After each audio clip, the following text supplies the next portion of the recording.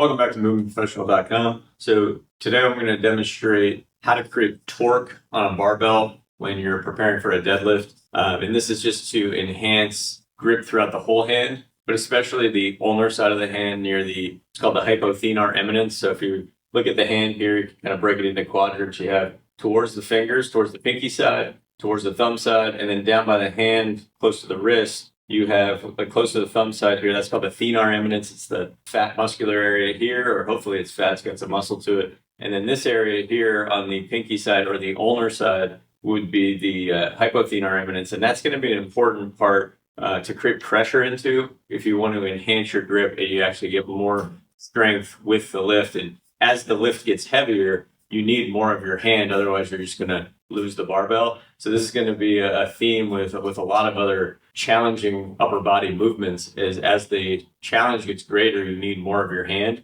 And this ulnar side of the hand is really important. A really important part of that. So with that being said, when you approach a bar, you want to think about how do I get as much of the surface area of my hand as I can on that bar as possible. And then also anticipate what's going to happen when that weight gets heavier. So the weight's going to want to come out of your fingers, it's going to want to slip out of your hands. So it makes sense to start the grip with a lot of pressure low in the hand and then allow it to sort of squeeze maybe more to the middle of the palm. But what I want to do initially is I'm going to make my hands really wide. I want to spread them out first so I have more surface area in which to compress. I'll find whatever grip I want to use. So I like to spread my hands about thumb's length away from where the bar goes from smooth to the knurlings there. And I'm going to grip. First thing I do is I actually create pressure on the thumb side, and I create that pressure down, and I'm smushing into the bar. Then I want to find that hypothenar eminence. I want to create pressure as much as I can, and I'm going to squeeze and screw. So now I'm screwing my shoulders into the socket.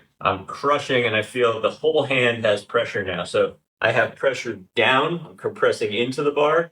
I started on the webbing of the thumb side, but then I lock in that hypothenar eminence. So when I do this, I don't want to feel like my wrists break. I don't want to extend the wrists at all. I'm going to try to keep a decently neutral wrist, but I might even start with a little bit of flexion more than I'm used to, and then let that level out as I get my grip. Now I feel everything's anchored in. This also corresponds to my the front of my elbow comes a little bit forward, so I create external rotation torque that locks my lats in, and I feel like I'm really locked in. The bar's close to the body. So that's what I'm going to try to do. Start with a nice wide hand. I start thumb side, and then I find that hypothenar eminence. I create a little flexion, and then I torque into this more neutral wrist position. But now I have both sides of the hands. I keep that tension as I come up. So this is a double overhand grip. Good to practice this way.